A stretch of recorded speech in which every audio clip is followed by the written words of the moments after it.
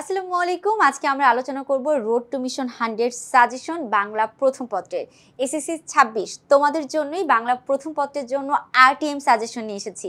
আমরা কি জানি আরটিএম সাজেশনটা কি?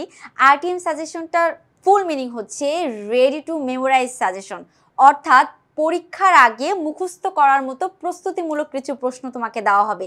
এটাই হচ্ছে আরটিএম সাজেশন।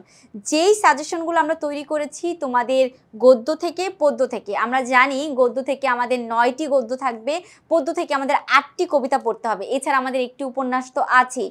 এই টোটাল আমরা 18টি টপিকের উপর তোমাদের জন্য সাজেশন নিয়ে এসেছি।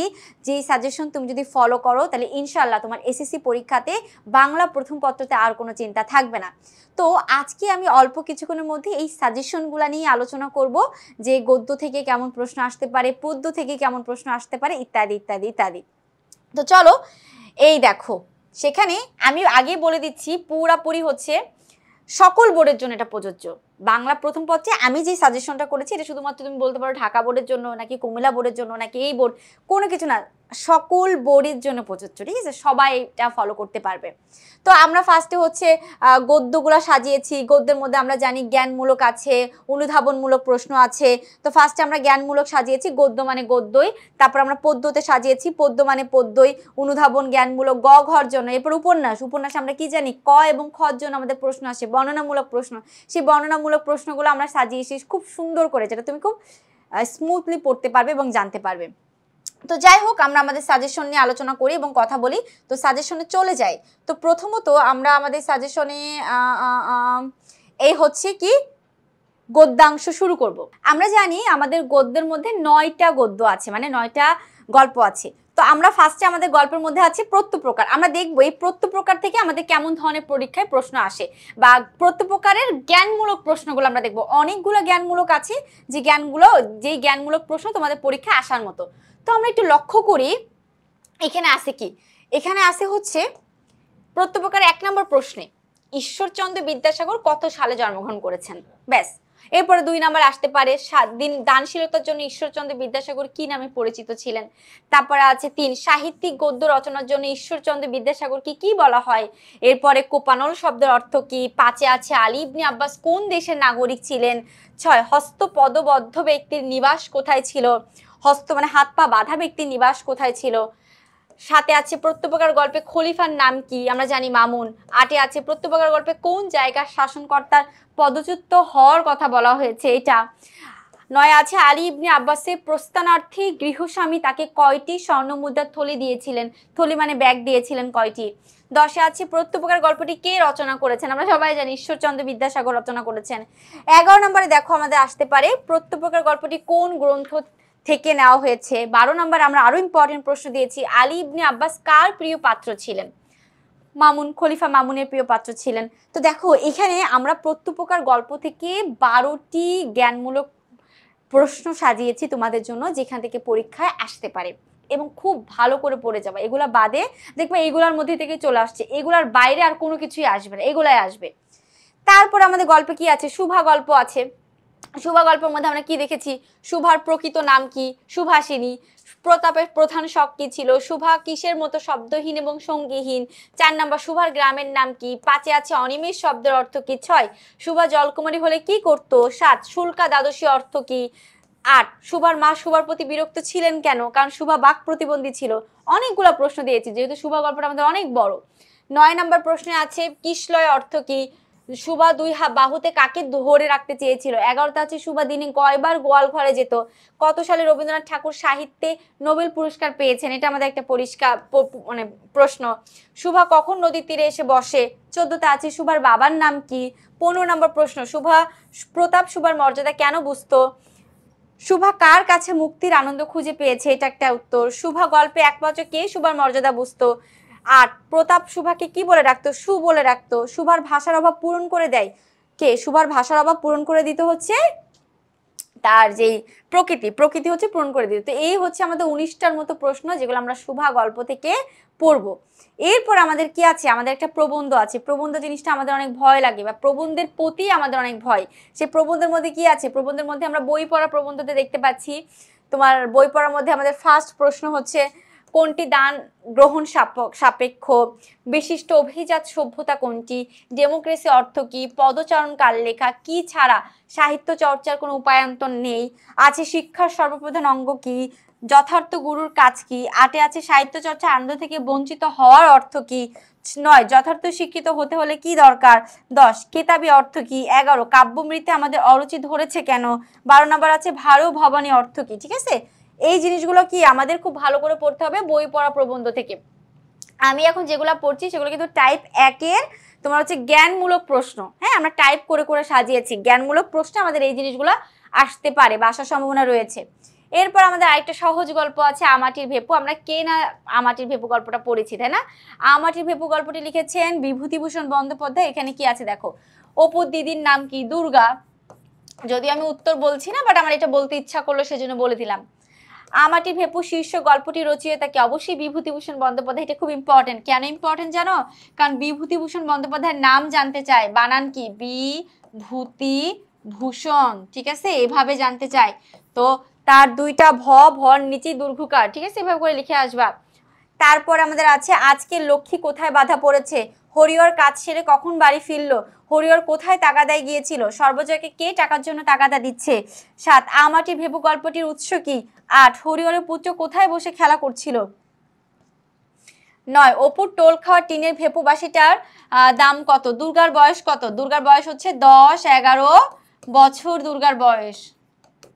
তারপর আছে হরিহর রায়ের জ্ঞাতি ভাতটার নাম কি, গরাত কি, কালো মেঘ কি, পিজ্জাপোলের আসামি কি, অপুর খেলনা পিস্তলের দাম কত, দুর্গার আঁচলের খুঁট খুলে, আঁচলের এই যে মেয়েরা যে শাড়ি পরে না, শাড়ির যে আঁচল থাকে না, এই আঁচলের খুঁটে কি যেন বাঁধা ছিল, ররা ফলের বিচি বাঁধা ছিল। এবং কতটি ররা ফলের বিচি, 26টা ররা ফলের বিচি বাঁধা ছিল। তো এভাবে করে পড়ে থাকবা, ঠিক আছে? তো যাই হোক, আমার যেগুলো ইচ্ছা করলো সেগুলো আমি বলে দিলাম। এই হলো আমাদের আমাটির ভেপু গল্পের একটি অংশ বা আসার মতো কিছু প্রশ্ন। এরপর মানুষ মোহাম্মদ সাল্লাল্লাহু আলাইহি সাল্লাম, দেখো এখান থেকে কি আসবে, এটাও একটি প্রবন্ধ তোমাদের জন্য, কিন্তু এবার এই প্রবন্ধটা ইম্পর্টেন্ট, ভালো করে এখান থেকে আমরা প্রশ্ন পড়ে যাব। আচ্ছা, 1 রাহি অর্থ কি, ধি শব্দের অর্থ কি, সকলে মহাযাত্রা কার দিকে, 1 আল্লাহর দিকে, কার শিথিলঙ্গ মাটিতে লুটাইলো, মহানবী সাল্লাল্লাহু আলাইহি সাল্লাম কোথায় সত্য প্রচার করতে গিয়ে বিপদে পড়েছিলেন। 6 পুলক দীপ্তি অর্থ কি। 7 ছাত্র জীবনে মোহাম্মদ ওয়াজিদ আলী কোন আন্দোলনে যোগ দিয়েছিলেন। 8 মানুষ মোহাম্মদ সাল্লাল্লাহু আলাইহি সাল্লাম রচনাটি কোন গ্রন্থ থেকে নেওয়া। 9 সৌদি আরবের দক্ষিণ অঞ্চলে উর্বর প্রদেশটির নাম কি। 10 তিনি দীর্ঘ নন, খর্ব নন, কৃষ্ণ নন। উক্তিটি কার? উম্মে মাবুদ। তো যাই হোক, এই হচ্ছে আমাদের মানুষ মোহাম্মদ সাল্লাল্লাহু আলাইহি সাল্লাম থেকে আসার মতো প্রশ্ন। আশা করছি সকলে ভালো করে বুঝবা। এরপর আমরা যাব পরবর্তী প্রশ্নে, নিম গাছ। নিম গাছটা কার না সহজ লাগে? তোমরা যখন ক্লাস 9-এ ছিলে তখনও কিন্তু নিম গাছটা পড়েছো। নিম গাছটা কিন্তু তোমাদের কাছে কঠিন কিছু না, একদম নতুন। তো দেখো নিম গাছ থেকে আমাদের কেমন প্রশ্ন আসতে পারে। কিসের হাওয়া ভালো, নিমের হাওয়া ভালো, থাক কেটো না, কারা বলে, শিলে পেশা অর্থ কি, নিম গাছ গল্পটি বনফুলের কোন গ্রন্থে অন্তর্ভুক্ত, কবিরাজ অর্থ কি, কারা নিম গাছের প্রশংসা পঞ্চমুখ, কে মুগ্ধ দৃষ্টিতে নিম গাছের দিকে চেয়ে রইলো, নিম গাছের থোকা থোকা ফুল দেখতে কেমন। সব ইম্পর্টেন্ট, ঠিক আছে? নিম গাছের থোকা থোকা ফুল দেখতে কেমন। তারপরে চর্মরোগের অবার্থ মহা ওষুধ কোনটি, বনফুলের প্রকৃত নাম কি, বলাই চাঁদ মুখোপাধ্যায়। প্রশ্নটা ইম্পর্টেন্ট। নিম গাছ কোন রোগের মহা ওষুধ, নিমের কচি পাতাগুলো অনেকে খায় কেন, কবিরাজকে, নিম গাছ গল্পের ম্যাজিক বাক্যটা কি। ঠিক আছে, এগুলো খুব আসে। নিম গাছ গল্পের ম্যাজিক বাক্যটা কি যদি আমি বলি, ম্যাজিক বাক্য বলতে আবার কি বুঝায় অনেকে জিজ্ঞেস করে না। ম্যাজিক বাক্যটা হচ্ছে ওদের বাড়ির গৃহকর্ম নিপুণা লক্ষ্মী বউটার ঠিক একই দশা, এটা হচ্ছে ম্যাজিক বাক্য। পুরা গল্পটা যখন আমরা পড়ি আমাদের কাছে দেখে মনে হয় এটা একটা কবিতা, বাট এটা কিন্তু কোনো কবিতা না। একেবারে লাস্ট যে লাইনটা, ওদের বাড়ির গৃহকর্ম নিপুণা লক্ষ্মী বউটার ঠিক একই দশা, এটা হচ্ছে একটি ম্যাজিক বাক্য। কেন না, কারণ লেখক ওই একটা ছোট্ট লাইনের মধ্যে পুরো একটা গল্পের সীমাহীন ব্যাখ্যা করে দিয়েছেন, যে এই গল্পের কোনো শেষ নাই। একটা নারী আমাদের সমাজে অবহেলিত, সবকিছু সহ্য করে, সেই বিষয়গুলো নিয়ে কবি এখানে আলোচনা করেছেন এই বাক্যের মাধ্যমে। তো নিম গাছ হচ্ছে 14। এরপর আমরা দেখবো শিক্ষা মনুষ্যত্ব। শিক্ষা মনুষ্যত্বতে কি আছে, কোনটি আমাদের পরবর্তী প্রশ্ন, শিক্ষা মনুষ্যত্ব, তাই না? চলো আমরা শিক্ষা মনুষ্যত্বটা ভালো করে দেখি। শিক্ষা মনুষ্যত্বতে কি আছে, কোনটি মূল্যবোধ সৃষ্টির উপায় হিসেবে কাজ করে। জ্ঞান, এখানে কিন্তু শিক্ষা দিবা না, জ্ঞান মূল্যবোধ সৃষ্টি হিসেবে কাজ করে। তারপরে কি, অন্ন বস্ত্রের প্রাচুর্যের চেয়ে মুক্তি বড়, এই বোধটি কিসের পরিচয়? এটা আসতে পারে কিসের নিগড়ে সকলে বন্ধী, হামেশা শব্দের অর্থ কি? মোতাহার হোসেন চৌধুরী কোন পত্রিকার সঙ্গে যুক্ত ছিলেন? শিক্ষার শ্রেষ্ঠ দিক কোনটি? 7 মোতাহার হোসেন চৌধুরীর লেখায় কিসের প্রকাশ ঘটেছে? জ্ঞান পরিবেশনের কিসের উপায়? খুদ পিপাসা কি? ঠিক আছে, এই ধরনের প্রশ্ন আমাদের বারবার ঘুরে ফিরেই আসে। ধনী দরিদ্র সকলের অন্তরে কি ধ্বনি উদিত হচ্ছে? 11তে আছে শিক্ষা মনুষ্যত্ব প্রবন্ধটি কোন গ্রন্থের অন্তর্ভুক্ত? জীবসত্তার ঘর থেকে মানবসত্তার ঘরে উঠবার মই কোনটি? 13 লেফাফা দুরুস্তি শব্দের অর্থ কি? লেফাফা দুরুস্তি হচ্ছে বাহিরের দিক থেকে ঠিকঠাক, ভেতরে সদরঘাট। যদি এটা তো আমরা লিখতে পারবো না, তো লেফাফা দুরুস্তি বলতে বোঝায় বাহিরে একরকম ভিতরে প্রতারণায় ভরা, এভাবে আমরা লিখবো। 14 মোতাহার হোসেন চৌধুরী কোন পত্রিকার সাথে যুক্ত ছিলেন? শিক্ষার আসল কাজ কি? শিক্ষা মনুষ্যত্ব প্রবন্ধটি লেখকের কোন প্রবন্ধের অংশবিশেষ? কোন চেষ্টাকে অভিনন্দনযোগ্য বলা হয়েছে? ফতুর অর্থ কি? লোভের ফলে মানুষের কিসের মৃত্যু হয়? আত্মিক মৃত্যু হচ্ছে বা আত্মার মৃত্যু হচ্ছে। তার মানে আমাদের উত্তর হচ্ছে আত্মার। এরপর আছে প্রবাস বন্ধু। প্রবাস বন্ধু গল্পটা খুবই সহজ, তাই না? আব্দুর রহমানকে লেখা নিয়ে একটি গল্প। তো প্রবাস বন্ধুতে 1 নম্বর প্রশ্ন আছে কাবুল থেকে খাজা মোল্লা গ্রাম কত দূর? 2.5 মাইল দূরে। রুজু কি? তারপর হচ্ছে আব্দুর রহমান কার মতো লেখকের মুশকিল আসান করবে? বরফ আসে কোথা থেকে? 5 লেখকের ভাষ্য মতে ইংল্যান্ডে মাত্র একবার কে আতাত হয়েছিল? 6 আব্দুর রহমান কেমন ভাবে লেখকের দিকে তাকান? 7 কোথাকার আঙ্গুর আফগানিস্তানে মশহুর? মশহুর শব্দের অর্থ হচ্ছে বিখ্যাত। এরপর 8 আছে বক্ষরন্ধ্র শব্দটির অর্থ কি?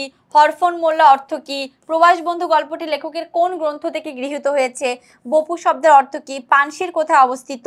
লেখক কাবুলের কোন গ্রামে নতুন বাসস্থান গড়েন? বারকোশ কি? আব্দুর রহমানের উচ্চতা কত? আব্দুর রহমানের উচ্চতা মানে হাইট 6 ফিট 4, এটা আমরা সবাই জানি। এরপর আমরা দেখব আমাদের আরেকটি গল্প আছে, সেটা হচ্ছে 21-এর গল্প, তাই না? 21-এর গল্প থেকে আমাদের কেমন ধরনের জ্ঞানমূলক প্রশ্ন আসতে পারে সেটা আমরা এক নজরে একটু পড়াশোনা করে নিই বা দেখে নিই। দেখো 21-এর গল্প থেকে আমাদের থাকবে 21-এর গল্প নামক ছোট গল্পের শুরুতে কাকে ফিরে পাওয়ার কথা বলা হয়েছে? তপুকে। গল্পকথকের মতে অন্ধকারে কাকে দেখলে গা শিউরে ওঠে? তপুকে দেখে। 3 কারা তপুর শ্বাস প্রশ্বাসের খবর রাখতো? বন্ধুরা। 4 তপুর মা ও বউকে খবর দিতে কে গিয়েছিল? রাহাত গিয়েছিল। রাহাত তপুর মা ও বউ সম্পর্কে কি খবর এনেছিল? তাদেরকে খুঁজে পাওয়া যাচ্ছে না।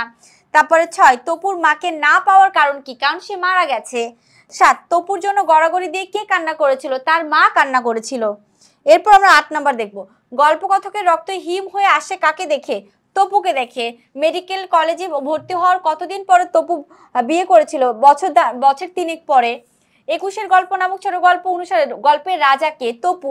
তপুর ডান পা অপেক্ষা বা পা কয় ইঞ্চি ছোট ছিল? 2 ইঞ্চি ছোট ছিল। গল্পকথক বিকেলে কোথায় বেড়াতে যেত? স্কাটনে বেড়াতে যেত। তপুদের 3 জনের মধ্যে মিছিলে স্লোগান দিচ্ছিল কে? রাহাত। ভাষা আন্দোলনের মিছিলে তপুর হাতে কি ছিল? প্লাকার্ড। তপুর হাতে প্লাকার্ডে কি লেখা ছিল? যাই হোক, তারপরে আসে আমাদের 16 নম্বর প্রশ্ন। তপুকে লুটিয়ে পড়তে দেখে কে আর্তনাদ করে? 17 তপু না মরে আমি মরলেই ভালো হতো কার উক্তি? তপুর কপালে গুলি লাগার পর কয় বছর কেটে গেছে? 4 বছর কেটে গেছে। তো এইগুলা প্রত্যেকটা জিনিস ছিল আমাদের জ্ঞানমূলক প্রশ্ন। হ্যাঁ, জ্ঞানমূলক প্রশ্নের ধারা যেগুলো আমাদের গল্প থেকে আসতে পারে। তা আশা করি তোমরা সকলে বুঝছো। এবার আমাদের এই সাজেশনের আমরা চলে যাব পরবর্তী টাইপে। টাইপ কি আছে? 2। টাইপ 2 তে আমরা কি জানি? অনুধাবনমূলক প্রশ্ন। আমরা জানি একটা সৃজনশীল আমাদের আসবে, সৃজনশীলের কতে আসার মতো প্রশ্ন আমাদের 9টি গল্প থেকে কি কি আসতে পারে সেটা আমি তোমাদেরকে সুন্দর করে জানিয়ে দিলাম। এখন আমরা জানবো অনুধাবনমূলক কি কি আসতে পারে। তো ফার্স্টে হচ্ছে আমি প্রত্যপ্রকার নিয়ে কথা বলবো। দেখো প্রত্যপ্রকার, আলী ইবনে আব্বাস ছেড়ে দিল, বন্দি লোকটি পালিয়ে যাননি কেন? তোমরা 2টা লাইন ব্যাখ্যা করে লিখবা। আমরা জানি কিভাবে আমাদের হচ্ছে সৃজনশীল হলো, আমরা জানি আমরা কিভাবে সৃজনশীল লিখতে হয়।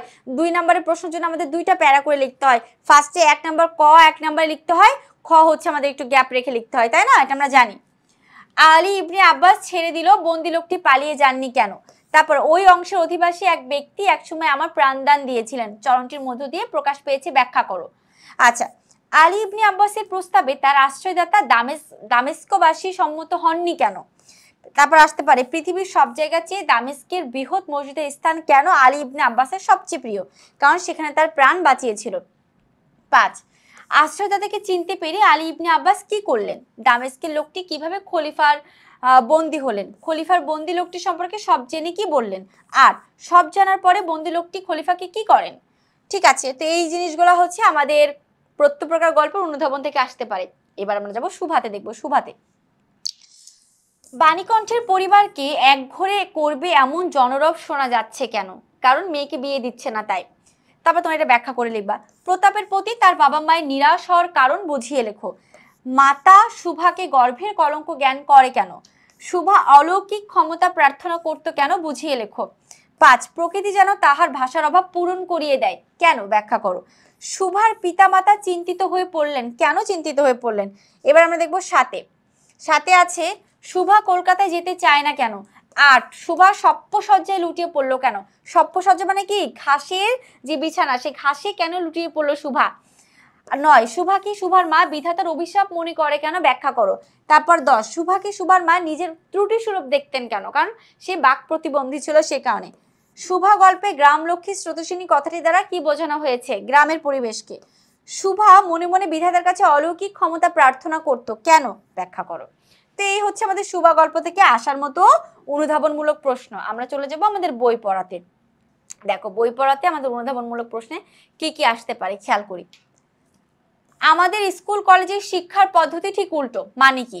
2 number France was said by her elders, বাংলায় ব্যাখ্যা করো। আছে স্কুল পালানো ছেলেদের দল থেকে সে যুগের ফ্রান্সের যত কৃতকর্মা লোকের আবির্ভাব হয়েছিল কেন? ব্যাখ্যা করো। তো আশা করছি তোমরা এগুলো ব্যাখ্যা করতে পারবে। 4 আমাদের প্রশ্ন আসতে পারে গুরু উত্তর সাধক পাত্র বলতে প্রাবন্ধনিক কি বোঝাতে চেয়েছেন? 5 আমাদের স্কুল কলেজের শিক্ষা অনেকাংশ ব্যর্থ কেন? 6 সাহিত্যের রস উপভোগ করতে আমরা প্রস্তুত নই, কি কারণে আমরা প্রস্তুত নই? 7 আসতে পারে বই পড়া প্রবন্ধে লেখক লাইব্রেরিকে স্কুল কলেজের উপর স্থান দিয়েছেন কেন? বুঝিয়ে লেখো। 8 আসতে পারে লাইব্রেরিকে লেখক মনের হাসপাতাল বলেছেন কেন? বুঝিয়ে লেখো। 9 আমরা জাত হিসেবে শৌখিন নই কেন? বুঝিয়ে লেখো। 10 দেহের মৃত্যু রেজিস্টারে রাখা হয়, আত্মার হয় না, বুঝিয়ে লেখো। 11 সাহিত্যের সাক্ষাৎভাবে উদারপূর্তির কাজে লাগে না কেন? 12 মনের দাবি রক্ষা না করলে মানুষের আত্মা বাঁচে না কেন? বুঝিয়ে লিখো। এবার আমরা আমাটির ভেপু গল্প থেকে আমাদের কেমন ধরনের অনুধাবনমূলক প্রশ্ন আসতে পারে আমরা একটু এক নজরে সেটা দেখিনি। এই গায়ে তোমার আছে কি? শুধু ভিটে মাটি কামড়ে পড়ে থাকা। সর্বজয়ের এমন মন্তব্যের কারণ ব্যাখ্যা করো। 2 হরিহরের বসত ভিটার আশপাশটা প্রকৃতির লীলাক্ষেত্র হয়ে উঠেছে কেন? 3 নাম্বার আমার এমন হয়েছে যে ইচ্ছে করে একদিকে বেরিয়ে যায়। সর্বজয়ের এই কথার কারণ কি? ব্যাখ্যা করো। 4 তোমার তো আবার গল্প করে বেড়ানো স্বভাব, এই কথাটি বুঝিয়ে লেখো। 5 আজকাল চাষাদের ঘরে লক্ষ্মী বাঁধা বলতে কি বোঝানো হয়েছে? 6 নাম্বার আমাদের পরীক্ষায় প্রশ্ন আসতে পারে হাবা একটা কোথাকার, যদি এতটুকু বুদ্ধি থাকে, কথাটি বুঝিয়ে লেখো। 7 আমার কাপড় যে বাসি, অপু এই কথা কেন বলেছিল? 8 হরিহর সদ্গোপের প্রস্তাবে তাৎক্ষণিকভাবে রাজি হলো না, কি কারণে রাজি হলো না? এরপর 9 তখনই কি রাজি হতে আছে? ব্যাখ্যা করো। 10 মায়ের ডাক দুর্গার কানে গেলেও উত্তর দেওয়ার সুযোগ নেই কেন? 11তে আছে সত্য কথা প্রচার করিতে সাহসী না হয়ে অপু দিদির দিকে জিজ্ঞাসাসূচক দৃষ্টিতে চাইলেন কেন? ব্যাখ্যা করো। এগুলো আমাদের আমাটির ভেপু থেকে প্রশ্ন, যেগুলো হচ্ছে উদ্দীপকে মানে অনুধাবনমূলকে আসতে পারে। আমরা দেখব পরবর্তী প্রশ্ন মানুষ মোহাম্মদ সাল্লাল্লাহু আলাইহি সাল্লাম, এটা একটু খেয়াল করি। দেখো বড় সুন্দর বড় মনোহর সে অপরূপ রূপের অধিকারিণী উক্তিটি দ্বারা কি বোঝানো হয়েছে? 2 নম্বরে আছে মহানবী সাল্লাল্লাহু আলাইহি সাল্লাম কেন স্বেচ্ছায় দারিদ্র্যের কঙ্কট মুকুট পরিধান করেছিলেন? তিনি আসতে পারে মহানবী সাল্লাল্লাহু আলাইহি সাল্লাম মানুষের একজন হয়ে দুর্লভ কেন? বুঝিয়ে লেখো। 4 মহামতি আবু বকর, মহামতি মানে উদার প্রকৃতির আবু বকর রাদিয়াল্লাহু তাআলা গম্ভীরভাবে জনতার মধ্যে দাঁড়ালেন কেন? 5 কেহ বা পাগলের মতো কাণ্ড শুরু করে কেন? 6 নাম্বার মহানবী সাল্লাল্লাহু আলাইহি সাল্লাম পৌত্তলিকদের দেওয়া ধন সম্পদ ও সুন্দরী রমণীর প্রলোভন গ্রহণ করেননি কেন? কি কারণে গ্রহণ করেননি? শুধু আল্লাহকে ভালোবাসতেন তাই। সাথে আসতে পারে বৃদ্ধ হযরত আবু বকর সিদ্দিক রাদিয়াল্লাহু তাআলা মূর্ছিত মুসলিমকে, মূর্ছিত মানে হচ্ছে মূর্খ মুসলিমকে কোন কথাটি বুঝাই দিলেন? 8 তাইফে মহানবী সাল্লাল্লাহু আলাইহি সাল্লাম কি ধরনের সমস্যার সম্মুখীন হয়েছিল? 9 মোহাম্মদ সাল্লাল্লাহু আলাইহি সাল্লাম রাসূল ছাড়া আর কিছু নন বলতে কি বোঝানো হয়েছে? 10 আমি রাজা নই, সম্রাট নই, মানুষের প্রভু নই, কথাটি বুঝিয়ে লেখো। 11 এদের জ্ঞান দাও প্রভু, এদের ক্ষমা করো, এই কথা কেন বলা হয়েছে? 12 মানুষের একজন হয়েও হযরত মুহাম্মদ সাল্লাল্লাহু আলাইহি সাল্লাম দুর্লভ কেন? 13 হযরতের মৃত্যুর পরে মহামতি আবু বকর রাদিয়াল্লাহু তাআলা কিভাবে জনতাকে শান্ত করেছিলেন? 14 নম্বর প্রশ্ন রাসূল সাল্লাল্লাহু আলাইহি সাল্লামের চারিত্রিক বৈশিষ্ট্যগুলো সাজিয়ে লেখো। যদিও প্রশ্নটা খুব একটা ইম্পর্টেন্ট না, তারপরে তোমাদেরকে দিয়েছি যাতে করে তোমরা ভালো করে পড়তে পারো। বেশি বেশি প্রশ্ন দেওয়ার একটাই কারণ হচ্ছে পড়তে হবে, পড়াশোনা করতে হবে, পড়াশোনার বিকল্প কিছু নেই, বেশি বেশি করে পড়তে হবে, ঠিক আছে? যত বেশি পড়বা তত বেশি ভালো রেজাল্ট করতে পারবা। তো মানুষ মোহাম্মদ সাল্লাল্লাহু আলাইহি সাল্লাম থেকে আমাদের এই ধরনের প্রশ্ন সম্ভাবনা রয়েছে আসার। এখন আমরা যাব শিক্ষা মনুষ্যত্বতে। নিম গাছ আমাদের আছে, নিম গাছটা দেখে ফেলি। নিম গাছ থেকে কেমন প্রশ্ন আসবে দেখবো। দেখো, 1, কবিরাজরা প্রশংসায় পঞ্চমুখ কেন? 2, এক ঝাঁক নক্ষত্র নেমে এসেছে নীল আকাশ থেকে সবুজ শাওরে, বুঝিয়ে লেখো। 3, সে আরেক আবর্জনা বলতে কি বোঝানো হয়েছে? 4, শান দিয়ে বাঁধিয়ে দেয় কেউ, সে আরেক আবর্জনা, ব্যাখ্যা করো। 5, কবিরাজ নয় কবি, ব্যাখ্যা করো। 6 আসতে পারে, নিম গাছটি না কাটলে কেউ আর যত্ন করে না, কেন যত্ন করে না? 7, নিমের হাওয়া ভালো, থাক কেটো না, কথাটির দ্বারা কি বোঝানো হয়েছে? এরপর আমরা দেখবো 8 নম্বর প্রশ্ন। 8-এ কি আছে লক্ষ্য করব। বাড়ির পাশে নিম গাছ গজালে বিজ্ঞরা খুশি হন কেন? বিজ্ঞ মানে বয়স্ক ব্যক্তিরা কেন খুশি হন? 9, নতুন লোকটি নিম গাছের দিকে মুগ্ধ দৃষ্টিতে চেয়ে রইল কি কারণে? 10, শিকড় অনেক দূর চলে গেছে, এই কথা কেন বলা হয়েছে? 11তে আছে নিম গাছটি কেন নতুন লোকটির সাথে চলে যেতে চাইলো, বুঝিয়ে লেখো। নিম গাছটি কেন নতুন লোকটির সঙ্গে চলে যেতে চাইলো? তো এই ছিল আমাদের নিম গাছ থেকে আসার মতো কিছু গুরুত্বপূর্ণ অনুধাবনমূলক প্রশ্ন। তোমরা এগুলোর পাশাপাশি বইও ভালো করে পড়বে। আচ্ছা, তারপরে শিক্ষা মনুষ্যত্ব, এই প্রবন্ধ থেকে আমাদের আসার মতো প্রশ্ন। মানব জীবনে উন্নয়নে শিক্ষার পাশাপাশি সুশৃঙ্খল সমাজ ব্যবস্থার প্রয়োজন কেন? লেখক নিচের থেকে ঠেলা বলতে কি বুঝিয়েছেন? 3, মানব মুক্তির প্রয়োজন কি কারণে? 4, ক্ষুদ পিপাসায় তৃপ্তির প্রয়োজনীয়তা কি, ব্যাখ্যা করো। এবার আসি 5, মানব জীবনে শিক্ষা সোনা ফলাতে পারে না কি কারণে? 6, কখন হাঁটার আনন্দ উপভোগ করা যায় না? এবার আসি আমরা 7 নম্বর প্রশ্ন। 7-এ কি আছে? শিক্ষা মনুষ্যত্ব প্রবন্ধে অপ্রয়োজনের দিককে শ্রেষ্ঠ দিক বলা হয়েছে কেন? ব্যাখ্যা। শিক্ষা দুইটা দিক, কেন অপ্রয়োজনীয় দিককে শ্রেষ্ঠ দিক বলা হয়েছে, তাই না? 8, শুধু সমাজ ব্যবস্থার সুশৃঙ্খল দ্বারা জীবনে উন্নয়ন সম্ভব না। 9, প্রাণিত্বের বাঁধন থেকে মুক্তি পাওয়া বলতে কি বোঝায়, বুঝিয়ে লেখো। 10, লেফবা দুরস্তি আর শিক্ষা এক কথা নাই, ব্যাখ্যা করো।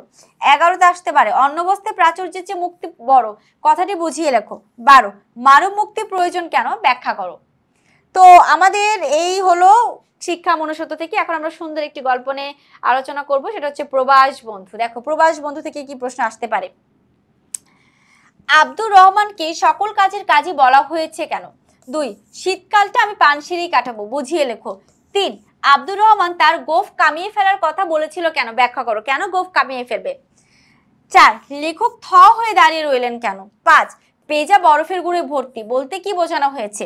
6, কাবুল শহরে আমি দুটি নরদানব দেখেছি, তার একটি আব্দুর রহমান, কেন বলেছেন? বড় সহ দেহ, সেই নরদানব কেন বলেছেন? 7, একবার আসুন জানালার পাশে বসুন দেখুন, কথাটি ব্যাখ্যা করো, কেন বলেছিল আব্দুর রহমান? লেখক আব্দুর রহমানের ঠোঁট দুটি দেখতে পেলেন না কেন? এরপর আসতে পারে রাত দুটোর খাবার জুটলেও জুটতে পারে, লেখক এমন ভেবেছেন কেন? 10, কার গোয়াল কে দেয় ধুয়ো বলতে কি বোঝানো হচ্ছে? 11, আফগানিস্তানে কোন দেশের সংস্কার আছে, ব্যাখ্যা করো। 12, লেখক আব্দুর রহমানকে হরফুন মৌলা বলেছেন কেন, কি কারণে বলেছেন? 13, আব্দুর রহমানের শারীরিক গঠন ও সৌন্দর্য নিয়ে বর্ণনা করতে বলেছে। 14 নম্বর প্রশ্ন। এক দম ফেলাতে এক বছর আয়ু বাড়বে, এক দম ফেলাতে 100টা বেরামি বেরিয়ে যাবে, ব্যাখ্যা করো, কেন বলেছে? লেখক আব্দুর রহমান 7 দিন ধরে জানালার কাছে বসে থাকতে বলেছে কেন? লেখককে আব্দুর রহমান 7 দিন ধরে জানালার কাছে বসে থাকতে বলেছে কেন? কারণ তার গ্রাম উত্তর আফগানিস্তান অনেক সুন্দর এবং বরফ পড়লেও শুধু বরফ পড়তে দেখতেই মন চায়, সেজন্য লেখক বলেছে জানালার কাছে বসে থাকতে। এইগুলো আমরা পড়বো হচ্ছে প্রবাস বন্ধু থেকে। এখন আমরা যাবো 21-এর গল্পে। 21-এর গল্পে কি আছে লক্ষ্য করি। তপুর মা আর বউকে কোন খবর জানানোর জন্য রাহাতকে পাঠানো হয়, বুঝিয়ে দাও। 2 নাম্বার, রাহাত বলল ওর মা মারা গেছে, কার মা মারা গেছে, ব্যাখ্যা করো। এরপর আসি 3 নাম্বার, 21-এর গল্প নামক ছোট গল্পে রাহাত মুখ বাঁকালো কেন, ব্যাখ্যা করো। 4, সে কি এর মধ্যে বিয়ে করে ফেললো মেয়েটা, উক্তিটির ব্যাখ্যা করো। 5, এককালে মিলিটারিতে যাবার শখ ছিল ওর, কার মিলিটারিতে যাবার শখ ছিল, ব্যাখ্যা করো। চলে যাচ্ছি আমরা 6-এ কি আছে। 21-এর গল্প নামক ছোট গল্পে তপুকে গল্পের রাজা বলা হয়েছে কেন? এরপর 7 নাম্বার প্রশ্ন, তপুর ডাক্তারি পড়ার কারণ কি ছিল, ব্যাখ্যা করো। 8 21 গল্প নামক ছোট গল্পে রুমমেটদের সঙ্গে তপুর সম্পর্ক ব্যাখ্যা করতে বলেছে। 9 21 গল্প নামক ছোট গল্প অবলম্বনে 21শে ফেব্রুয়ারির দৃশ্যপট ব্যাখ্যা করতে বলেছে। 10 21 গল্প নামক ছোট গল্পের তপু কোন ঘটনায় কিভাবে চিরতরে হারিয়ে গিয়েছিল ব্যাখ্যা করো। 11 নম্বর 21 গল্প নামক ছোট গল্পে রাষ্ট্রভাষা আন্দোলনের ঘটনা কিভাবে প্রতিফলিত হয়েছে ব্যাখ্যা করো। তো এইগুলা ছিল আমাদের টাইপ 2 তে অনুধাবনমূলক প্রশ্ন, যে 9টি গল্প আছে সেই 9টি গল্প থেকে আসার মতো।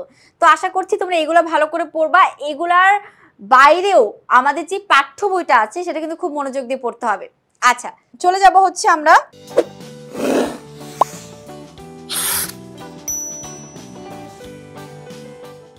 সৃজনশীলের গ এবং ঘ নং প্রশ্নে। আচ্ছা, এবার টাইপ 3 তে কি আছে? সৃজনশীলের গ এবং ঘ নং প্রশ্নে। গ এবং ঘ নং প্রশ্নে কেমন ধরনের প্রশ্ন আসতে পারে? একটা উদ্দীপক থাকে, উদ্দীপক সহ তো গ ঘ প্রশ্ন থাকে। এখন তো আমাদের সম্ভব না এভাবে সাজেশন দেওয়া যে ওই উদ্দীপকটা দিলাম, সেই উদ্দীপকটা হুবহু বাংলা প্রথম পত্রে চলে আসলো, এইভাবে তো বলা যায় না। বাট আমরা তোমাদেরকে বলতে পারি যে এই গল্প থেকে কোন কোন জায়গা থেকে পরীক্ষায় প্রশ্ন আসতে পারে সেই বিষয় নিয়ে। তো দেখো, প্রত্যপ্রকারে আসতে পারে কিভাবে? একজন উপকারী ব্যক্তির প্রতি যথাযথ কৃতজ্ঞতা প্রকাশ্যে অনুপ্রাণিত হওয়া সম্পর্কে। যেমন আমরা জানি আলী ইবনে আব্বাস বন্দি ব্যক্তিটিকে তিনি যথার্থ কৃতজ্ঞতা প্রকাশ করেছে, একসময় সে তাকে বাঁচিয়েছিল। তো এই ধরনের রিলেটেড একটা গল্প আসতে পারে যে দুইজন ব্যক্তির একজনের সঙ্গে আরেকজনের হচ্ছে বন্ধুত্বপূর্ণ সম্পর্ক নিয়ে থেকে বা উপকার করেছে বিদায়, সেই জন্য একটা প্রশ্ন আসতে পারে। তারপরে উপকার করার সৎসাহস মানসিকতা অর্জন নিয়ে, এটাও বিপদে সাহায্য প্রাপ্তি, ব্যক্তিকে সাহায্য করতে আগ্রহী হওয়া সম্পর্কে প্রশ্ন আসতে পারে। পরোপকারী দয়াশীল মানুষের প্রতি সহানুভূতিশীল হওয়া সম্পর্ক নিয়ে প্রশ্ন আসতে পারে। 5 নিচু প্রকৃতির হিংসুক ব্যক্তি বৈশিষ্ট্য সম্পর্কে। যারা নিচু হিংসুক, ওই যেমন বন্দি ব্যক্তিকে হিংসা করে তাকে যে মিথ্যা অপবাদ দিয়ে খলিফা মামুনের কাছে রাগান্বিত করে রেখেছিল, সেই সম্পর্কে কিছু উদ্দীপক তোমার গল্পের আকারে পরীক্ষা প্রশ্ন আসতে পারে। এরপরে আমরা আসি সুভাতে দেখো কি আছে?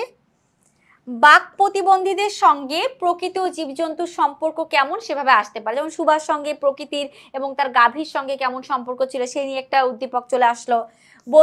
প্রতিবন্ধীদের প্রতি পরিবার ও সমাজের অবহেলা নিয়ে পরীক্ষা প্রশ্ন আসতে পারে। যেমন আমরা জানি সুভার মা সুভাকে পছন্দ করতেন না, বাকি অন্য যারা ছিল তারা সুভাকে থেকে ভয় পেত। তো এই রিলেটেড একটা উদ্দীপক আসতে পারে। প্রতিবন্ধীদের জীবন সংগ্রামের কারণ নিয়ে পরীক্ষার প্রশ্ন আসতে পারে। সুভার জীবনটা অনেক কষ্টের ছিল, চাইলেও সে কোনো কিছু করতে পারতো না মনের মতো, সেটা নিয়ে পরীক্ষা আসতে পারে। আচ্ছা, এবার আমরা দেখবো আমাদের বই পড়া জিনিসটা নিয়ে। বই পড়া কি আছে চলো। সাহিত্য চর্চার প্রয়োজনীয়তা কি? হ্যাঁ, এটা আসতে পারে। বই পড়া আনন্দ ওর প্রয়োজনীয়তা কি? সামাজিক জীবনে লাইব্রেরির গুরুত্ব কি? আসতে পারে আমাদের ত্রুটিপূর্ণ শিক্ষা ব্যবস্থার কারণ কি? স্বশিক্ষায় শিক্ষিত হওয়ার গুরুত্ব সম্পর্কে পরীক্ষা আসতে পারে। তারপরে আমাটির ভেপু দ্বারা কি বোঝানো হয়েছে দেখো। আমাটির ভেপুতে শৈশবের চিরন্তন আনন্দ কোনো কিছুর দ্বারাই প্রভাবিত হয় না, বরং শাশ্বত সৌন্দর্য। হ্যাঁ, শৈশবের যে আনন্দ সেটা চিরন্তন আনন্দ। তো এটা হরিহর ও সর্বজয়ের চরম দারিদ্র্য ভোগান্তি, হরিহর এবং সর্বজয়ের যে দারিদ্র্য ছিল সেটা থেকে উদ্দীপক আসতে পারে। ভাই বোনের আনন্দময় সম্পর্ক থেকে উদ্দীপক আসতে পারে। আচ্ছা, এবার আমরা যাবো মানুষ মোহাম্মদ সাল্লাল্লাহু আলাইহি সাল্লাম। এখান থেকে কেমন আসতে পারে? মানুষ মোহাম্মদ সাল্লাল্লাহু আলাইহি সাল্লাম সম্পর্কিত মানে মহানবী সাল্লাল্লাহু আলাইহি সাল্লামের গুণাবলী থেকে প্রশ্ন আসতে পারে, অর্থাৎ অনেক গুণ। এরপরে হযরত মুহাম্মদ সাল্লাল্লাহু আলাইহি সাল্লামের জীবন দর্শন অনুপ্রাণিত, তার কাছ থেকে আমরা শিখবো, সেই ধরনের কিছু উদ্দীপক থাকতে পারে যে তার কাছ থেকে শিখে আমরা কিছু করলাম। এরপর আমরা নিম গাছ থেকে দেখো, নিম গাছে কি আছে? নারী ও নারীর মর্মের প্রতি শ্রদ্ধার মনোভাব প্রকাশের ব্যাখ্যা নিয়ে আমাদের এখানে আসতে পারে। নিম গাছে নিঃস্বার্থ উপকারী দিক সম্পর্কে ব্যাখ্যা আসতে পারে। নারীর প্রতি মানুষের স্বার্থপর দৃষ্টিভঙ্গির নমুনা আসতে পারে। বাংলার গৃহকর্ম নিপুণা লক্ষ্মী বৌদের জীবন ব্যবস্থা নিয়ে পরীক্ষা প্রশ্ন আসতে পারে আমাদের। এই হচ্ছে আমাদের নিম গাছ গল্প নিয়ে আলোচনা। আমরা চলে যাব আমাদের পরবর্তীতে কি আছে। পরবর্তীতে সম্ভবত আমাদের আছে শিক্ষা মনুষ্যত্ব। খেয়াল করবো শিক্ষা মনুষ্যত্ব থেকে আমাদের কেমন প্রশ্ন থাকতে পারে, মানে উদ্দীপকে। শিক্ষার আসল উদ্দেশ্য অর্থ উপার্জন নয়, মূল্যবোধ সৃষ্টি করা, এখান থেকে আসতে পারে। শিক্ষার মারফতে, মারফত মানে মাধ্যমে, শিক্ষার মাধ্যমে মনুষ্যত্ব লোকের পৌঁছানোর একমাত্র বাধা হতে পারে, মানে শিক্ষা আমরা কেন করতে পারি না, কারণ আমাদের মধ্যে লোভ। তো এই ধরনের উদ্দীপক নিয়ে প্রশ্ন আসতে পারে। প্রবাস বন্ধু নিয়ে আসতে পারে। দেখো প্রবাস বন্ধুতে কি আছে? ভ্রমণের মাধ্যমে শিক্ষা লাভ এবং দৃষ্টিভঙ্গির প্রসার আসতে পারে। দেশ বিদেশে ভ্রমণের আগ্রহী নিয়ে পরীক্ষা আসতে পারে, আফগানিস্তানের পরিবেশ নিয়ে আসতে পারে, আফগানিস্তান মানুষের সহজ সরল জীবনাচরণ ও বিচিত্র খাদ্য নিয়ে পরীক্ষা আসতে পারে, আফগানদের স্বদেশ প্রেম ও অতিথি পরায়ণতা আসতে পারে আমাদের পরীক্ষায়। ঠিক আছে, এই হচ্ছে আমাদের প্রবাস বন্ধু নিয়ে গল্প। চলে যাচ্ছি আমাদের 21-এর গল্প। 21-এর গল্পতে কি আছে? 21-এর গল্প নিয়ে উদ্দীপক আসতে পারে 1952 সালের ভাষা আন্দোলনের ছাত্রদের অংশগ্রহণ সম্পর্কে, এটা নিয়ে আসতে পারে বাংলা ভাষার ন্যায্য দাবি আদায়ে ছাত্রদের অগ্রণী ভূমিকা, যেমন তপুর এবং তপুর বন্ধুরা যে অগ্রণী ভূমিকা রেখেছিল সেটা নিয়ে প্রশ্ন আসতে পারে। বাংলা ভাষাকে রাষ্ট্রভাষা করার জন্য জীবন দিয়ে সহপাঠী বন্ধুদের মাঝে অম্লান হয়ে থাকা সম্পর্কে, মানে চিরজীবী হয়ে থাকা সম্পর্কে, তপু মারা গিয়েও কিন্তু সে অমর হয়েছিল, এটা আসতে পারে।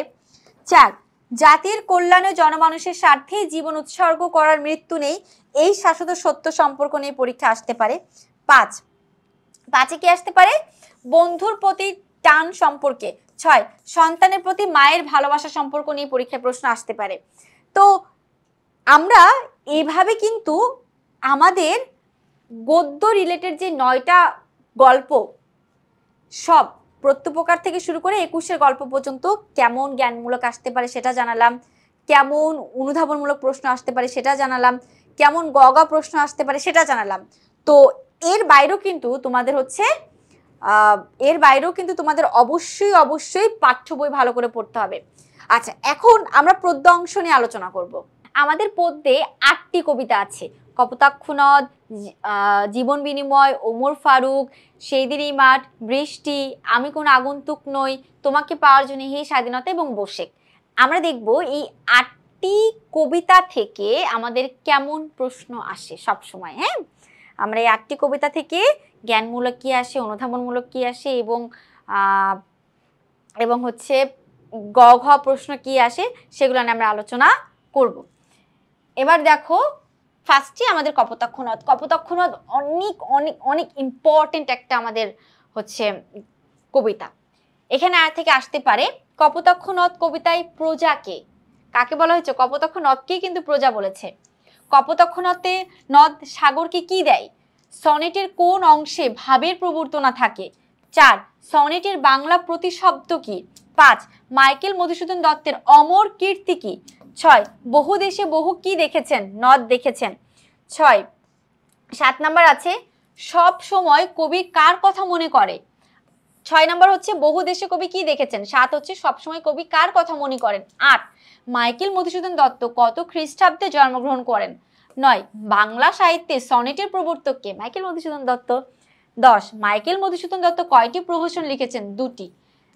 11, বঙ্গজন দ্বারা কাদের বোঝানো হয়েছে? 12, কপোতাক্ষ নদকে কবি কি বলে সম্বোধন করেছেন? 13, বিরল অর্থ কি? 14তে আসতে পারে সনেটের ষষ্ঠকে কি থাকে? সনেটের ষষ্ঠকে থাকে হচ্ছে ভাবের প্রবর্তনা। 15, কপোতাক্ষ নদ কবিতার অষ্টকের মিল বিন্যাস কি? লিখে দিই না, অষ্টকের মিল বিন্যাসটা হচ্ছে এরকম। 15 নাম্বার অষ্টকের মিল বিন্যাস ক খ ক খ, ক খ খ ক। আশা করছি পুরোটাই, হ্যাঁ আশা করি পুরোটাই হচ্ছে কবিতাতে ক খ ক খ ক খ খ ক। এটা হচ্ছে আমাদের অষ্টকের মিল বিন্যাস, অনেক আসে পরীক্ষায়। আর যদি ষষ্ঠকের মিল বিন্যাস জানতে চাই তাহলে কি? গ ঘ গ ঘ গ ঘ। আবার এভাবে লেখা যায় গ ঘ গ ঘ গ ঘ, যেভাবে লিখো সেটাই তোমার কারেক্ট। আচ্ছা, এরপরে 16 নাম্বার কপোতাক্ষ নদ কবিতায় কবির স্মৃতিকাতরতার আবরণে কি প্রকাশ পেয়েছে? দেশপ্রেম। অষ্টক কি? অষ্টক হচ্ছে তোমার ভাবের প্রবর্তনা থাকে। আচ্ছা, আমি মনে হয় সম্ভবত সনেটকে ষষ্ঠকে কি থাকে? 14 নাম্বার প্রশ্নতে আমি বলেছিলাম ভাবের প্রবর্তনা, না এখানে ভাবের পরিণতি থাকবে, পরিণতি থাকবে। ঠিক আছে। আচ্ছা, 18 নম্বর প্রশ্ন হচ্ছে সনেটের অষ্টকে মূলত কি রয়েছে? ভাবের প্রবর্তনা রয়েছে। ওকে, এই গেল আমাদের কপোতাক্ষ নদ নিয়ে অনেকগুলো প্রশ্ন। জীবন বিনিময়ে যাব। জীবন বিনিময় কি আছে দেখি। জীবন বিনিময় কবিতায় কবিকে? গোলাম মুস্তফা। জীবন বিনিময় কবিতাটি কোন কাব্যের অন্তর্গত? নিজ শব্দের অর্থ কি? সুপ্তিভগ্ন শব্দের অর্থ কি? কিসের নিকট মরণের পর্যায়ে ঘটেছে? পিতৃ স্নেহের কাছে। 6, জীবন বিনিময় কবিতায় কোনটি সবচেয়ে শ্রেষ্ঠ ধন বলা হয়েছে? কার পরামর্শে বাদশাহজাদা সুস্থ হয়ে ওঠেন? 8, বাদশাহ শ্রেষ্ঠ ধন দান করার পরামর্শ কে দেন? 9, বাদশাহ বাবরের চোখে ঘুম নেই কেন? কারণ ছেলে অসুস্থ, ছেলে হুমায়ুন অসুস্থ তাই। গেল। এবার আমরা দেখবো হচ্ছে আমাদের পরবর্তী আরো কিছু প্রশ্ন আছে, দেখো হুমায়ুনের চারিপাশে কি ঘনিয়ে আসছে? বাদশাহ বাবরের ছেলে তিনি। তারপর আছি বাদশাহ আল্লাহর কাছে কি প্রার্থনা করেছেন? যাতে ছেলে সুস্থ হয়ে যায় সেটা প্রার্থনা করেছেন। হিষ্ট চিত্তে বাবর কি গ্রহণ করলেন? হিষ্ট মানে কি? আনন্দ, চিত্ত মানে মন, আনন্দ মনে বাবর কি গ্রহণ করলেন? মৃত্যুকে বেছে নিল। তো জীবন বিনিময় কবিতা থেকে আমাদের এই ধরনের জ্ঞানমূলক প্রশ্ন আসতে পারে, তোমরা আশা করি বুঝতে পেরেছো সবাই। তারপর আমরা ওমর ফারুক দেখবো। ওমর ফারুকে কি আছে? ওমর খলিফা রাদিয়াল্লাহু তাআলা ইসলামের কততম খলিফা ছিলেন? দ্বিতীয় খলিফা ছিল, তাই না? তারপর নান্দি শব্দটির অর্থ কি? গুণ বা স্তুতি। 13তে আছে কবি কাকে আখেরি নবীর দক্ষিণ বাহু বলেছেন? 4 খলিফা ওমর রাদিয়াল্লাহু তাআলা কেমন ঘরে থাকতেন? 5 ওমর ফারুক রাদিয়াল্লাহু তাআলা কাকে মামুলের সেনায় পরিণত করেছেন? 6 আজানের ধ্বনি কার স্মৃতি বহন করে? 7 ইসলামকে কবি কিসের সঙ্গে তুলনা করেছেন? 8 হবে খলিফা ওমর রাদিয়াল্লাহু তাআলা কাকে উটের পিঠে চড়তে আদেশ দিয়েছিলেন? একটা চাকরকে, ভৃত্যকে। তারপরে আমরা 9 দেব, কবি কাকে আমিরুল মুমিনিন বলেছেন? আমিরুল মুমিনিন বলেছেন হচ্ছে ওমর ফারুককে, কারণ বিশ্বাসীদের নেতা। সাইমুম কি? একটা ঝড়ের নাম। 11 ওমর ফারুক কবিতাটি কোন কাব্যগ্রন্থ থেকে? জিনজির। 12 বীর মুসলিম সেনাদল কোনটি অবরোধ করে আছেন? জেরুজালেম। ফারুক শব্দের অর্থ কি? যে ব্যক্তি সত্য মিথ্যার পার্থক্য নিরূপণ করতে পারেন তাকেই ফারুক বলা হয়। হ্যাঁ, যে ব্যক্তি সত্য মিথ্যার নিরূপণ করতে পারেন বা পার্থক্য করতে পারেন তাকে হচ্ছে ফারুক বলা হয়। 14 নম্বর প্রশ্ন, কাজী নজরুল ইসলাম কত বছর বয়সে দুরারোগ্য রোগে আক্রান্ত হয়েছেন? অগ্নিবীণা কাজী নজরুল ইসলামের কি ধরনের গ্রন্থ? মৃত্যুক্ষুধা কাজী নজরুল ইসলামের কি ধরনের গ্রন্থ? অগ্নিবীণা হচ্ছে তার কাব্যগ্রন্থ, মৃত্যুক্ষুধা হচ্ছে তার উপন্যাস। ওমর ফারুক কবিতাটি কবি গণনে মরুর শশী উঠার কথা বলেছেন। ওমর ফারুক কবিতায় কবি কাকে আখেরি নবী দক্ষিণ বাহু বলেছেন? ওমর ফারুককে। কবি কার গোরে? গোরে মানে কবর, কবরে কাঁদতে গিয়ে ফেরত আসে। আবু শাহামার কবরে কাঁদতে গিয়েও তিনি ফিরে আসেন। এরপর আমাদের আছে সেই দিনেই মাঠ। সেই দিনেই মাঠ থেকে আমাদের কেমন প্রশ্ন থাকতে পারে দেখে নিই। খেয়া নৌকাগুলো কোথায় এসে লেগেছে? চরের খুব কাছে। লক্ষ্মী প্যাঁচার কণ্ঠে কি ধ্বনিত হচ্ছে? মাল্যবান গ্রন্থের লেখককে? হচ্ছে জীবনানন্দ দাশ। নক্ষত্রের তরে কে স্বপ্ন দেখবে? কি ছাই হয়ে গেছে? পৃথিবীর কোন সভ্যতা ধুলো হয়ে আছে? এশিরিয়া। নৌকাগুলো কোথায় এসে লেগেছে? চরের খুব কাছে। 8 নম্বর প্রশ্ন দেখো, জীবনানন্দ দাশের কবিতার মৌলিক প্রেরণা কি? সেই দিন এই মাঠ কবিতা উল্লেখিত দুটি সভ্যতার নাম কি? এশিরিয়া এবং ব্যাবিলন। 10 সেই দিন এই মাঠ কবিতা বর্ণিত ফুলের নাম কি? চালতা ফুল। এখন আমরা বৃষ্টি কবিতার জ্ঞানমূলক নিয়ে আলোচনা করব। দেখো এখানে কি আছে। কবি ফররুখ আহমেদের কাব্য সৃষ্টির প্রেরণা কি ছিল? এটা আসতে পারে পরীক্ষায়। দ্বিতীয়ত প্রশ্ন, সাত সাগরের মাঝি কাব্যগ্রন্থের রচয়িতা কে? 3 নম্বর প্রশ্নে, নদীর ফাটলে পূর্ণ প্রাণের জোয়ার কে আনে? তারপর আসতে পারে 4 তৃষিত বনির সঙ্গে কে জেগে ওঠে? 5 বৃষ্টি কবিতায় শাওয়ার শব্দটি কোন অর্থে ব্যবহার করা হয়েছে? আরোহী শব্দ অর্থে ব্যবহার করা হয়েছে। 6 ফররুখ আহমেদ ঢাকা বেতারে কোন পদে নিয়োজিত ছিলেন? এরপর আসে আমরা 7 বিদ্যুৎ রূপসী পরী কোথায় শাওয়ার হয়েছেন? তারপর আমরা আসবো 8 নাম্বার। দেখো 8 কি আসতে পারে? 8 আসতে পারে রুক্ষ মাঠ কি সুর শোনে। 9 বৃষ্টি কবিতা আকাশটি কেমন ছিল। 10 বৃষ্টি কোথায় এসেছে। 11 কবি কার জন্য বহু প্রতীক্ষা করেছেন? বৃষ্টির জন্য কবি বহু প্রতীক্ষা করেছেন। এরপর আমি দেখবো আমি কোন আগন্তুক নই। এটা আমি কোন আগন্তুক নই এই কবিতাটি থেকে যে ধরনের জ্ঞানমূলক আসতে পারে তোমাদের জন্য। 1 নাম্বার আসতে পারে আমি কোন আগন্তুক নই কবিতায় কবির চিরচেনা স্বজন কে ছিল। 2 নাম্বার কবি কিরূপ নদীর মুগ্ধ এক অবোধ বালক। 3 আসতে পারে তার ক্লান্ত চোখের আধার কে? আধার মানে অন্ধকারকে। কবি কোন দেশে প্রতীক নন? 5 কবি আহসান হাবীবের হাতের স্পর্শ কোথায় লেগে আছে? 6 নাম্বার প্রশ্ন আমি কোন আগন্তুক নই কবিতায় কোন মাসের উল্লেখ আছে? কার্তিক মাসের উল্লেখ আছে। আহসান হাবীবের কবিতায় কোন দিকটি বিশিষ্ট ব্যঞ্জনা দান করেছে? এরপর আমরা দেখব বাকিগুলা কি আছে। আচ্ছা দেখো 8 নম্বর প্রশ্নে আহসান হাবীবের প্রথম কাব্যগ্রন্থের নাম কি? প্রথম কাব্যগ্রন্থের নাম হচ্ছে রাত্রি শেষ। অকাল বার থেকে নতকে কদম আলী। কবিতার স্বদেশে থাকেন কোন নিয়মে? সাপ্নিক নিয়মে। মুগ্ধে এক অবোধ বালককে কবি নিজেকেই বুঝাচ্ছেন সে মুগ্ধে এক অবোধ বালক।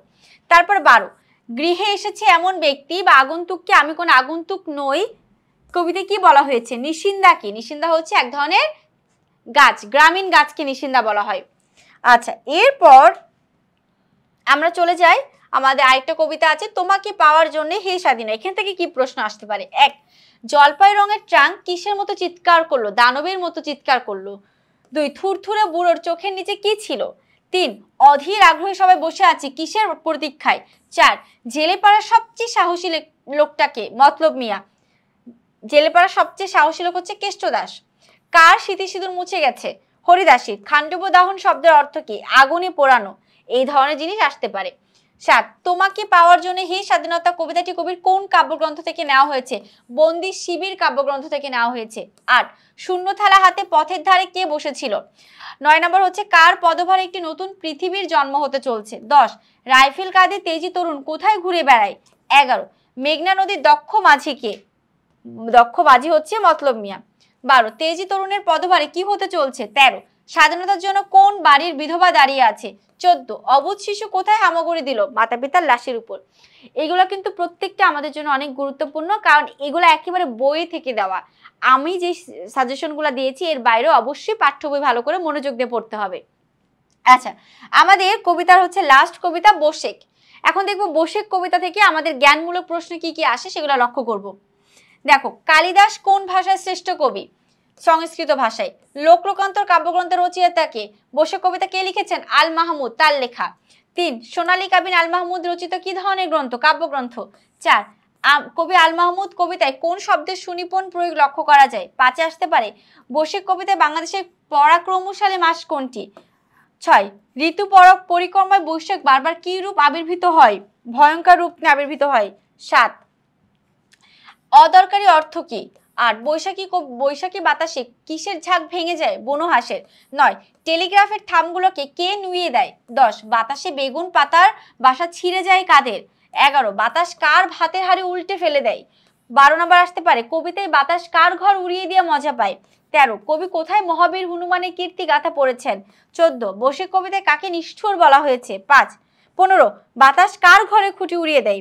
16 লোক ঠকিয়ে মানুষ কি করে? দেখো, একই প্রশ্ন কয়েকবার এসেছে। যেমন 9 টেলিগ্রাফের থামগুলো কে নুইয়ে দেয়? না, এটা না, এই যে 11 বাতাস কার ভাতের হাঁড়ি উল্টে দেয়? কবিতায় বাতাস কার ঘর উড়িয়ে দিয়ে মজা পায়? 11 12 একই প্রশ্নের উত্তর, বাট প্রশ্নটা একটু ঘুরিয়ে পেঁচিয়ে দিয়েছে। এরপর 15 বাতাস কার ঘরে খুঁটি উড়িয়ে নিল? তিনটা প্রশ্ন সেম, বাট একটু ঘুরিয়ে পেঁচিয়ে প্রশ্ন উত্তর দিয়েছে, মানে প্রশ্নটা করেছে উত্তর সেম, প্রশ্নটা একটু পেঁচিয়ে পেঁচিয়ে করেছে। বাট যেভাবে করুক না কেন আমাদের সেভাবে পরীক্ষা ভালো করে লিখতে হবে যাতে বুঝতে পারি। প্রশ্ন অনেকভাবে আসতে পারে, এজন্য আমাদের অর্থটাও জানা প্রয়োজন। তো এইভাবেই আমরা শেষ করলাম আমাদের যেই কবিতার জ্ঞানমূলক প্রশ্ন ছিল সেগুলো নিয়ে। এখন আমরা চলে যাব কি টাইপ 2-তে, অর্থাৎ কবিতার টাইপ 2-তে। সেখানে আছে কি অনুধাবনমূলক প্রশ্ন। চল এখান থেকে আমরা দেখি কপোতাক্ষ নদ। কপোতাক্ষ নদ থেকে কি ধরনের অনুধাবনমূলক প্রশ্ন আসতে পারে? কপোতাক্ষ নদ কবিতায় কবি কিভাবে কান জুড়িয়েছিলেন? 2 নিশার স্বপন বলতে কি বোঝানো হয়েছে ব্যাখ্যা করো। 3 জুড়া এ কান আমি ভ্রান্তির চলনে চরণটি ব্যাখ্যা করো। 4 কিন্তু স্নেহের তৃষ্ণা মিটে কার জলে বলতে কি বোঝানো হয়েছে। 5 বাড়িরূপ কর বলতে কি বোঝানো হয়েছে। 6 দুগ্ধ স্রোতরূপী তুমি জন্মভূমি স্তনে বলতে কি বোঝায়? এটা কিন্তু অনেক ইম্পর্টেন্ট। কপোতাক্ষ নদকে দুগ্ধ স্রোতরূপী বলার কারণ ব্যাখ্যা করো। তারপর আসে 8 প্রজারূপে রাজরূপ সাগরের দিতে বাড়িরূপ করো তুমি, এর দ্বারা কি বোঝানো হয়েছে? এটা আসতে পারে। 9 কবি স্বদেশের জন্য হৃদয়ের কাতরতা বঙ্গবাসীর প্রতি কিভাবে প্রকাশ করেছেন? এটা আমাদের পরীক্ষায় চলে আসতে পারে। আচ্ছা, আমরা দেখি আমাদের আর কোনো প্রশ্ন আছে কিনা।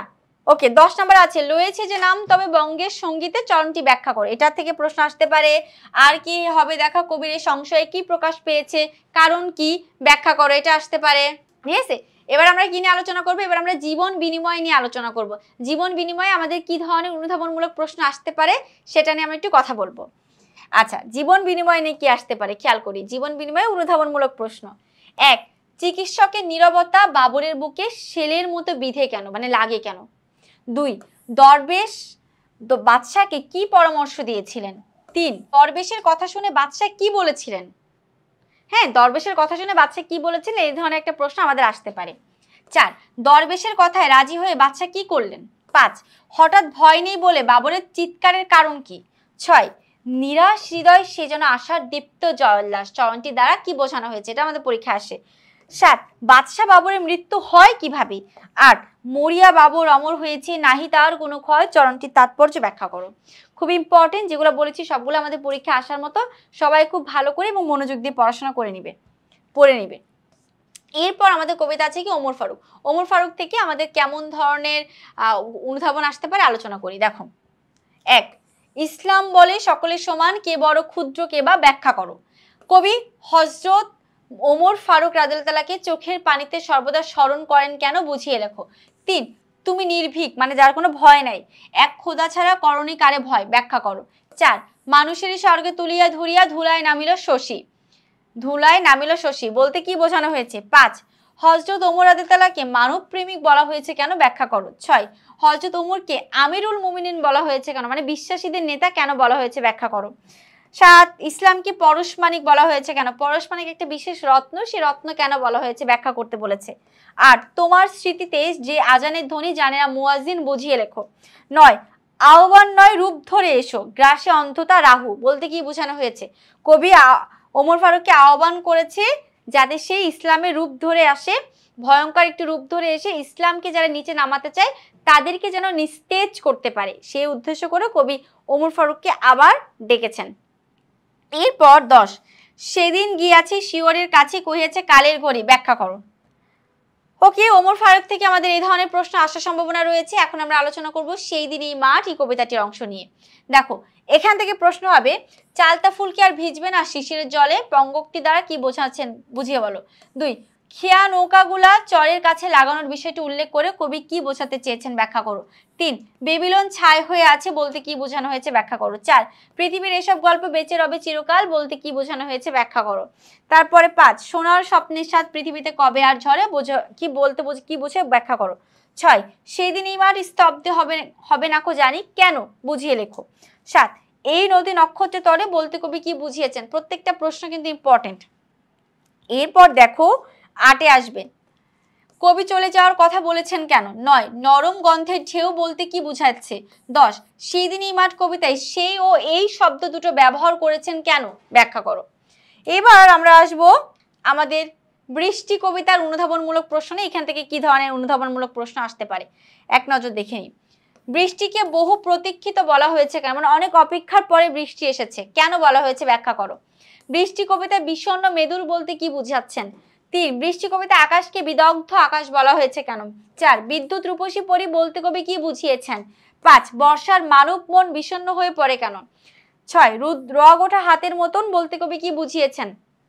7, রূপসী পরি মেঘে মেঘে হয়েছে সওয়ার মানে আরোহী কেন করছে, বুঝিয়ে লেখো। এরপর 8, বৃষ্টি কবিতার তৃষাতপ্ত মন বলতে কবি কি বুঝিয়েছেন। 9, বৃষ্টি এলো বহু প্রতীক্ষিত বৃষ্টি, ব্যাখ্যা করো। কেন ব্যাখ্যা করতে বলেছে, বৃষ্টি কেন এসেছে ব্যাখ্যা করতে বলেছে। এবার আমরা আসি আমি কোন আগন্তুক নই এই কবিতা থেকে আমাদের অনুধাবনমূলক প্রশ্ন।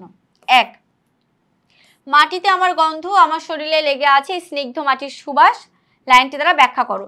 2, বৈঠায় লাঙ্গলে কবির হাতের স্পর্শ লেগে আছে কিভাবে, ব্যাখ্যা করতে বলেছে। পরবর্তীতে দেখি আমাদের আরো প্রশ্ন আছে অনেক, সবগুলো আমরা সুন্দর করে খেয়াল করব। হ্যাঁ, 3 নাম্বার, কবি আগন্তুক নয় কেন, বুঝিয়ে লেখো, মানে অচেনা কোনো মানুষ নয় তিনি তার জন্মভূমিকে প্রচন্ড ভালোবাসেন। 4-এ আসতে পারে আমার অস্তিত্বে গাথা বলতে কবি কি বুঝিয়েছেন, তার মনের মধ্যে গাথা সকল ধরনের হচ্ছে ধান ক্ষেত, ধুধু নদীর কিনার, দুপাশে হচ্ছে শুরু মাঠ, এগুলো নদীর অস্তিত্বে গাথা। আমি তার চিরচেনা স্বজন একজন, উক্তিটি ব্যাখ্যা করো। কদম আলী অকাল বার্ধক্যে নত কেন, পারিবারিক চিন্তায়। জমিদার মার শূন্য খাকা রান্নাঘর শুকনো থালা সব চিনি, এই কথাটি দ্বারা কবি কি বোঝাতে চেয়েছেন। কবি সর্বত্র থাকা বলতে কি বুঝিয়েছেন। 9, সামনে ধুধু নদীর কিনারা আমার অস্তিত্বে গাথা, ব্যাখ্যা করো। 10, জমিলার মায়ের রান্নাঘর শূন্য খাকা কেন, আমি সাত্বিক নিয়মে এখানেই থাকি, কবিতার কোন দিকটি নির্দেশ করে, ব্যাখ্যা করো। 12, গ্রামীণ জনপদের সঙ্গে কবির জীবন কিভাবে বাধা পড়ে আছে, ব্যাখ্যা করো। তা আগন্তুক নয় কবিতাটির মধ্যে কবি জন্মভূমির কথা প্রকাশ করেছেন, তো অবশ্যই এখানে জন্মভূমি রিলেটেডই প্রশ্ন আসবে। আচ্ছা, এরপর আমরা যাব আমাদের তোমাকে পাওয়ার জন্য হে স্বাধীনতা, আমার খুব পছন্দের একটি কবিতা। চলো এই কবিতা থেকে কি ধরনের প্রশ্ন আসতে পারে। কবি খান্ডব দাহন দিয়ে কি বুঝিয়েছেন। শহরের বুকে জলপাই রঙের ট্রাঙ্ক এলো কেন, ব্যাখ্যা করো। 3 নম্বর প্রশ্ন, তার চোখের নিচে অপরাহ্নের আলোর ঝিলিক বলতে কবি কি বোঝাতে চেয়েছেন। 4, তুমি আসবে বলে ছায় হলো গ্রামের পর গ্রাম, চরণটি ব্যাখ্যা করো। 5, একটি নতুন পৃথিবী জন্ম হতে চলেছে বলতে কবি কি বুঝিয়েছেন। আসে 6 নাম্বার, স্বাধীনতা অর্জনের জন্য রক্তগঙ্গায় ভেসেছিল কারা, ব্যাখ্যা করো। আমরা তো জানি তোমাকে পাওয়ার জন্য এই স্বাধীনতা কবিতার মধ্যে কারা কারা রক্তগঙ্গায় ভেসেছিল, আমরা সব বলতে পারবো।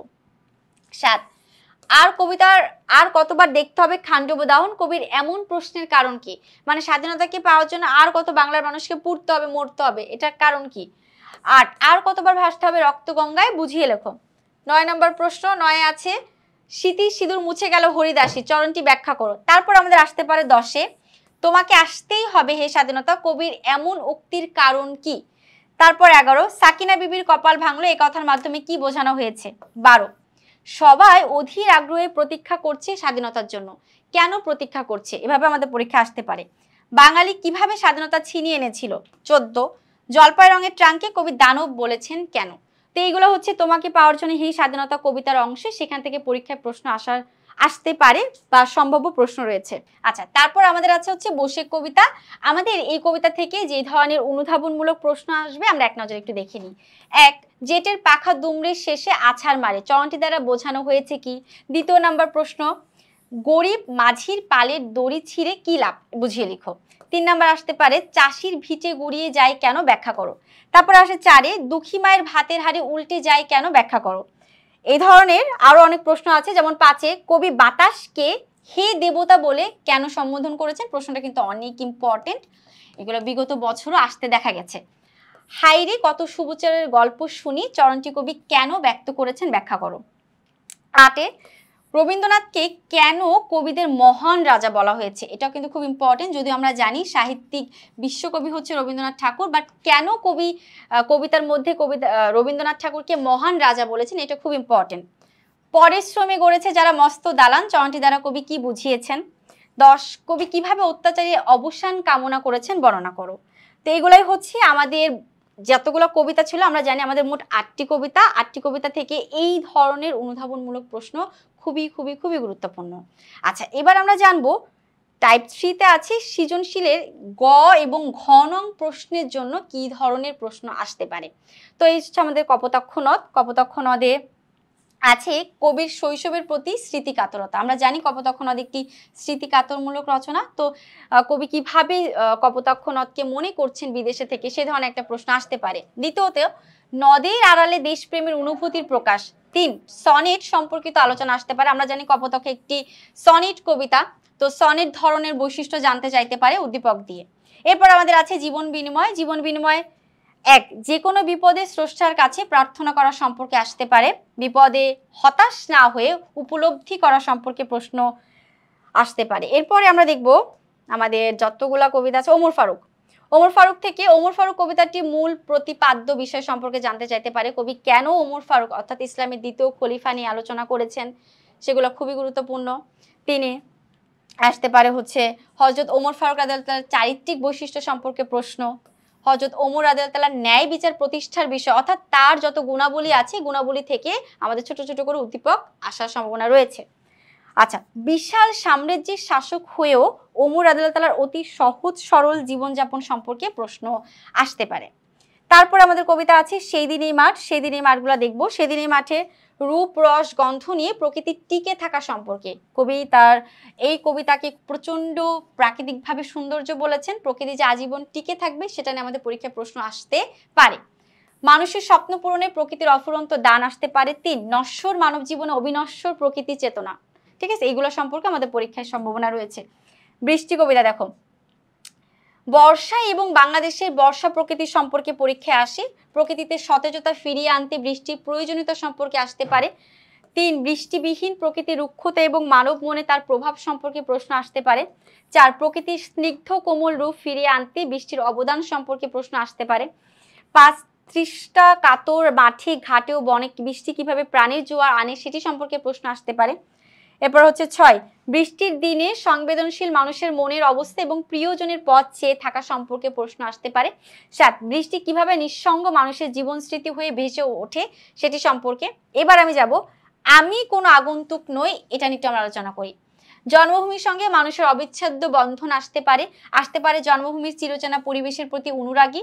তারপরে তোমাকে পাওয়ার জন্য এই স্বাধীনতা কবিতা থেকে দেখো পাকিস্তানি সেনাদের নির্মম অত্যাচারের স্মৃতি নিয়ে আসতে পারে। স্বাধীনতার প্রতি বাঙালির হচ্ছে প্রত্যাশা নিয়ে আসতে পারে। বসেক কবিতা দেখো, বসেক কবিতায় আছে বৈশাখী ঝড়ের অসীম ক্ষমতা সম্পর্কে প্রশ্ন আসতে পারে। এছাড়া আসতে পারে কালবৈশাখী ঝড়ের রুদ্র সর্বনাশা রূপ উপলব্ধি সম্পর্কে, আসতে পারে ঝড়ে জনজীবন কিভাবে বিপর্যস্ত হয় সেটি সম্পর্কে প্রশ্ন। এরপরে দরিদ্র মানুষের অসহায় থেকে উপলব্ধি সম্পর্কে প্রশ্ন আসতে পারে। তাছাড়া শোষকরা কিভাবে দারিদ্র্যের বা দরিদ্রের শোষণ ও বঞ্চনা নিয়ে প্রশ্ন করে সেটিও আসতে পারে। এবার আমরা যাব আমাদের, এইভাবে আমরা শেষ করলাম কবিতা। লাস্ট আমাদের যে একটা বিভাগ থাকবে সেটা হচ্ছে উপন্যাসের বিভাগ। আমরা সবাই জানি এখানে কোনো সৃজনশীল থাকবে না। উপন্যাসে কি থাকবে? বর্ণনামূলক প্রশ্ন থাকবে। এই যে বর্ণনামূলক প্রশ্ন, ক থাকবে এবং খ থাকবে। কতে মার্ক 3, খতে 7। আমরা দেখব এই যে টাইপটা তোমাদের জন্য সাজানো হয়েছে, এই টাইপটা গ নং প্রশ্নের জন্য। গতে কি কি আছে, মানে কতে কি কি আছে, কতে কেমন ধরনের প্রশ্ন আসতে পারে সেগুলো হচ্ছে উপন্যাসের। খেয়াল করবো একটু। যেমন আমি বলি, অনুফা মীর আলীর উপর বিরক্ত হয় কেন ব্যাখ্যা করো, এটা একটা প্রশ্ন আসতে পারে। মীর আলীকে মেজর এজাজ কেন সালাম দিলেন সেটা বুঝিয়ে লেখো। আসতে পারে খুনের বিচার করতে মেজর এজাজের আগ্রহের কারণ কি। তারপরে বদিউজ্জামানের লুকিয়ে থাকার অবস্থা সম্পর্কে ছোট্ট করে বর্ণনা করতে পারে। বদিউজ্জামানের মধ্যে কিভাবে পরিবারের প্রতি মমত্ববোধের প্রকাশ ঘটেছে তার ব্যাখ্যা আসতে পারে। জয়নাল মিয়াকে, তাকে নীলগঞ্জের মানুষ সহ্য করতে পারে না কেন আসতে পারে। সাথে জয়নাল মিয়া বললাম, রুয়াইল বাজার নিয়ে স্থানীয় লোকেরা অহংকার করে কেন, জয়নাল মিয়াকে সবাই সহ্য করে কেন নয়, বদিউজ্জামান কাদের ভয় এবং কোথায় লুকিয়েছিল, ইত্যাদি ইত্যাদি ইত্যাদি। এই দিকগুলো হচ্ছে আমাদের উপন্যাসের জন্য অনেক ইম্পর্টেন্ট। আমরা জানি উপন্যাস আমাদের অনেক বড় এবং এখান থেকে বাধ্যতামূলক আমাদের আসবে, সেক্ষেত্রে আমাদের অনেক প্রশ্ন পড়তে হবে। আচ্ছা, এখানে আরো অনেক কিছু আছে যেগুলো হলো যেমন স্থানীয় লোকদের খুব অহংকার একে নিয়ে কার সম্পর্কে এবং কেন এই কথা ধরনের বলা হয়েছে। তারপরে আছে সেন বাড়িতে ডাকাত আসার কথা নয় কেন বুঝিয়ে লেখো। এই প্রত্যেকটা জিনিস তোমাদের জন্য খুব ইম্পর্টেন্ট, এগুলো এক এক করে দেওয়া আছে, নিজেরা পড়ে নিবা। তারপরে আসি 2-এ বর্ণনামূলক প্রশ্ন। বর্ণনামূলক প্রশ্ন বেশ বড়, বেশ বিশেষ বড় করে লিখতে হয়।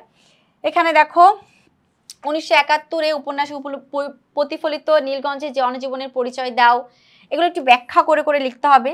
রফিক ও মেজরের সম্পর্কে টানাপড়েন কিভাবে হয়েছে, কাহিনীর গতিপথকে প্রভাবিত করেছে কিভাবে সেভাবে বিশ্লেষণ করো। রফিক একটি দ্বিমুখী চরিত্র, মন্তব্যটি বিশ্লেষণ করো। এই সকল জিনিসগুলো আমাদের জন্য অনেক অনেক অনেক ইম্পর্টেন্ট, এক একটা করে তোমাদের জন্য সাজিয়ে দেওয়া আছে। যখন তোমরা তোমাদের কাছে তো এখন নিজেরাই তোমরা ভিডিও দেখতেছো, সাজেশন দেখতেছো, তো অবশ্যই নিজেরা একটু ভালো করে দেখে জিনিসগুলো পড়ে নিবে। সব কিছু হচ্ছে তোমাদের এই সাজেশনের অংশ থেকে আলোচনা করা, অর্থাৎ বই থেকে।